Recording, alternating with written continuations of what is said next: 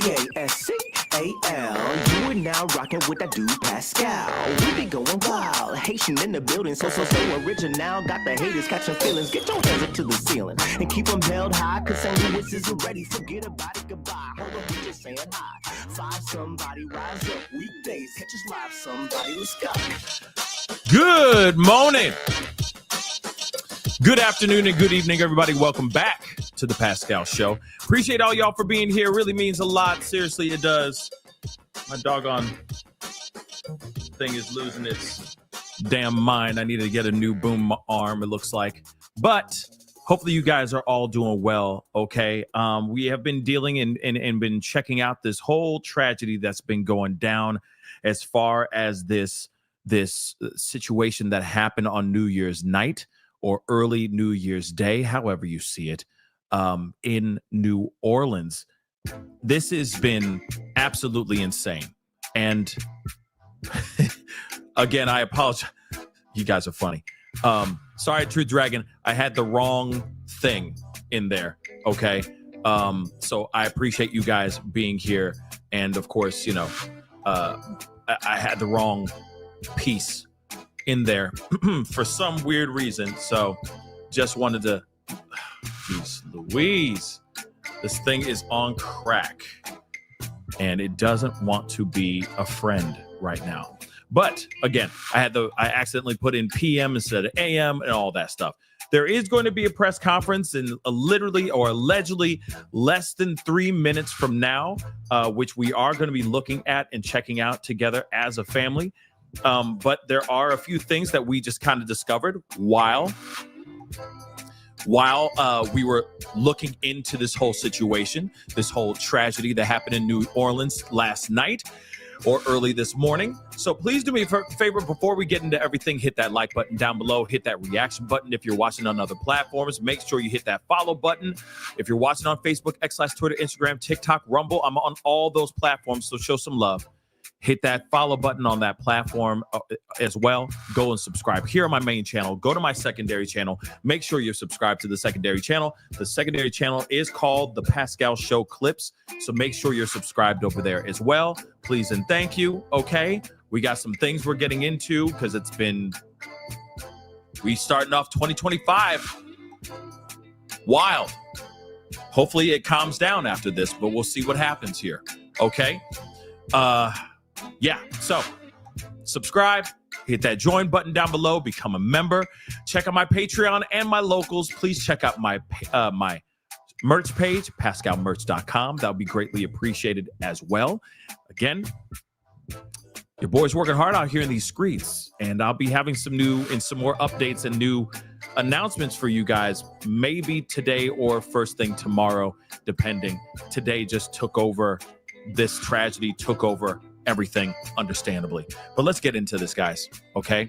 As we know so far, a man with a truck drove through a crowd of people in New Orleans, and we are all still trying to figure out who, what, when, where, and why, right?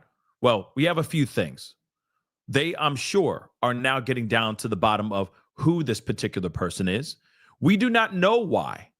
We know where. New Orleans, Bourbon Street and Canal Street, right there on those cross streets where this truck ran through and hit close to 50 different people, unaliving 10, injuring multiple. And then after he did that, he got out of a car or out of his truck, an electric truck, an electric F-150 Lightning truck. After he got out of that car, that's when he opened fire on some police officers. And of course, 2 police officers were hit as well. Those police officers are going to be fine. Okay. But this assailant is now no longer with us. He has been neutralized. But there's been a lot of questions on who this person is, why this person did what they did, and all that. One thing is that one thing is for sure. We're all still trying to figure out why this thing went down. We just saw a video 2 seconds ago in which they said that the barricades. A witness saw that the barricades, these metal barricades that are on hydraulics, were actually down when they should have been up. That's one of the reasons why this particular truck was able to get through the area and do the carnage that they did. So of course, we're still trying to figure out what happened. And most T Moses, I'm going to be real. I can't believe this too. This is unbelievable. Okay. But at the same time, I will say this. This is a tale as old as time. Now we're getting into the place where we're seeing vehicles being used. Maybe, God, I really hope that this doesn't turn into a trend. Real talk. I really hope this doesn't turn into a trend, because this happened just last week in Germany.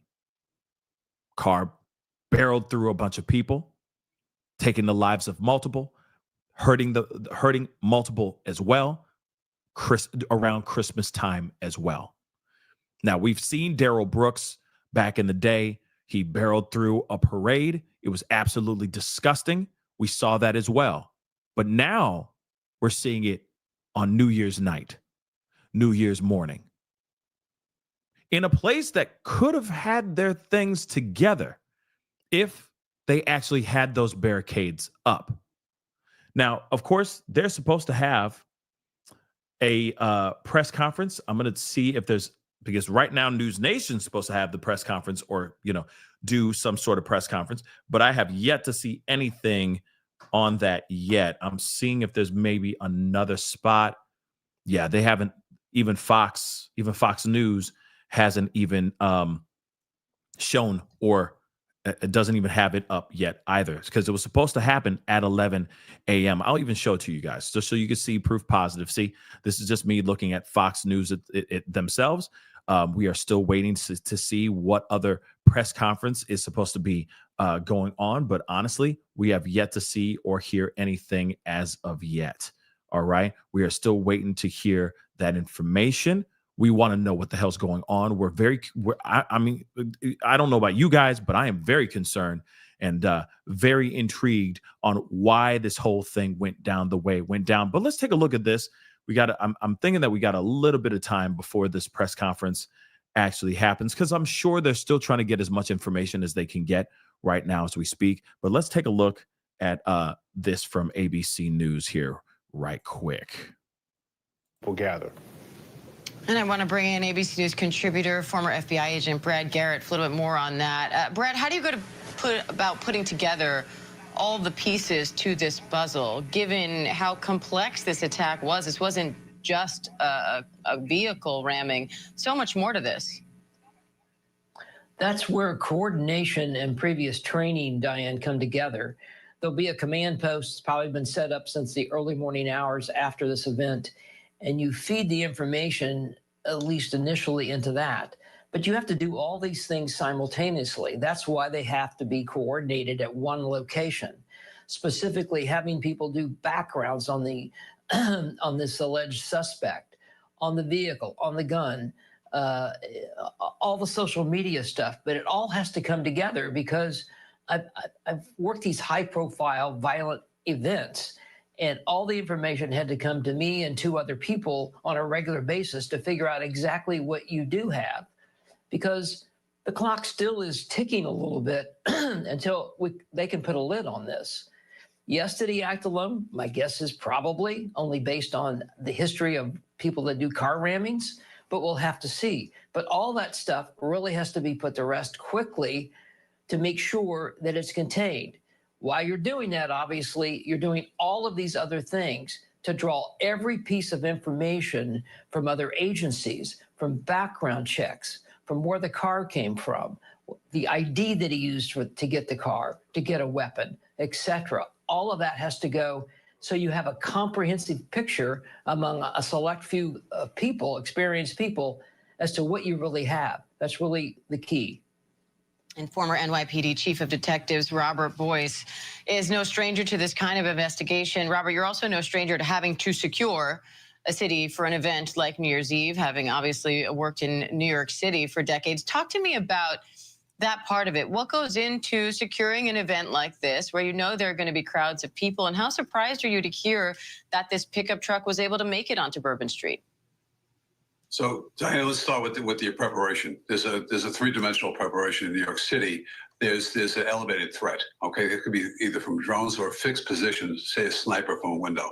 That has to be looked at initially. That's what you're scheming for. You look at the subterranean, the subways. People get to that location by using mass transportation because everything is frozen, it's shut down. So you really have to concentrate with a lot of resources there. And also the on-street stuff.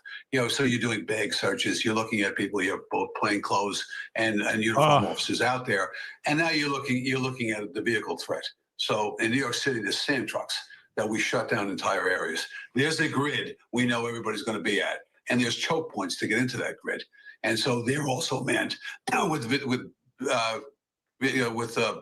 things like a truck to stop someone from breaching that choke point. These are the things you look at all the time, and you have to because there's multiple threats. This particular incident has all the tradecraft of ISIS. From what we know now, it's a threat, vehicle borne, and then all of a sudden you have secondary devices. You have IEDs and you have a firearm. So you're gravitating towards that right now without any more information. And this happened in New York City, so I'm well familiar, and I helped investigate it with the FBI. It's the incident on the West Side Highway in 2017.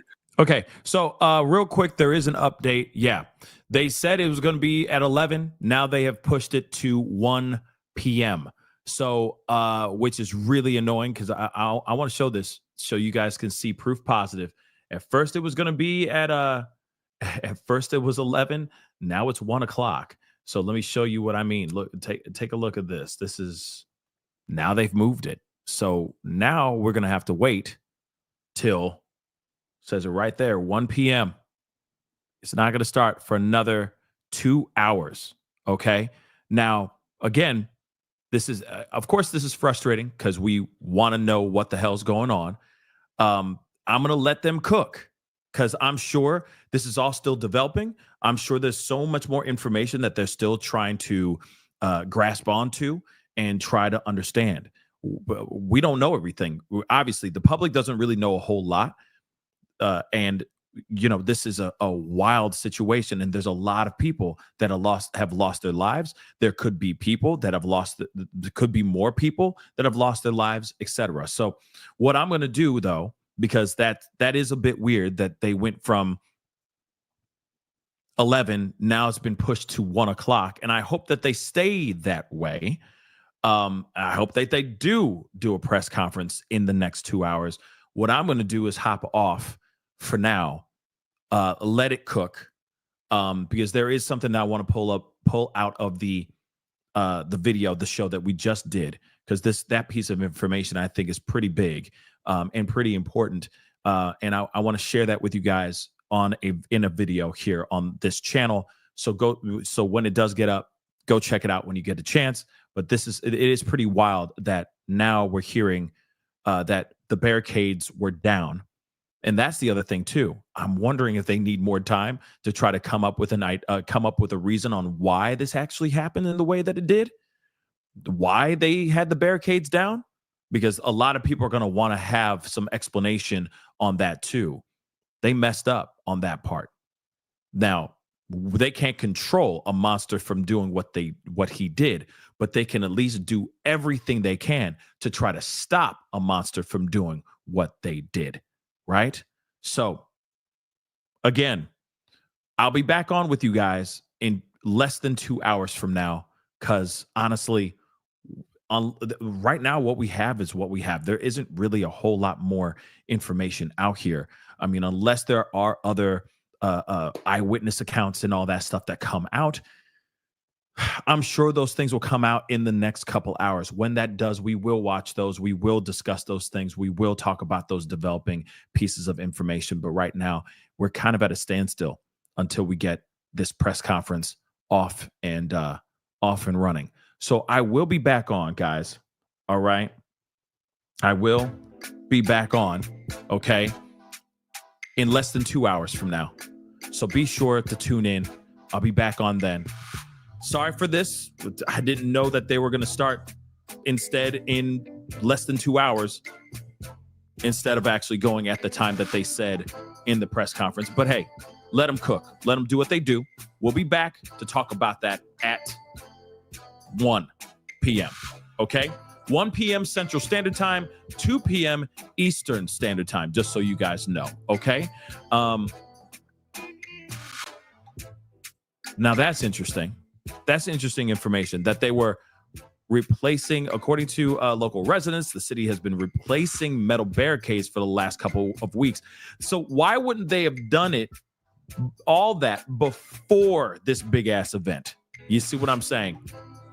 Think about that too. You know, it makes you wonder, wouldn't they calculate this a little bit so that when they really need it is during the time to protect those during a huge event where there's going to be heavy pedestrian activity on those streets?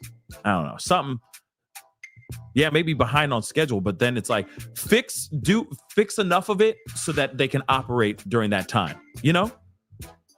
Even if it is temporary, at least that they're operational for those big events. But that's just what I think. Anyway, guys, it's time to get going. I will see you guys very, very soon. Be good to yourselves. Be good to one another. I'll see you guys at 1, okay? This is The Pascal Show.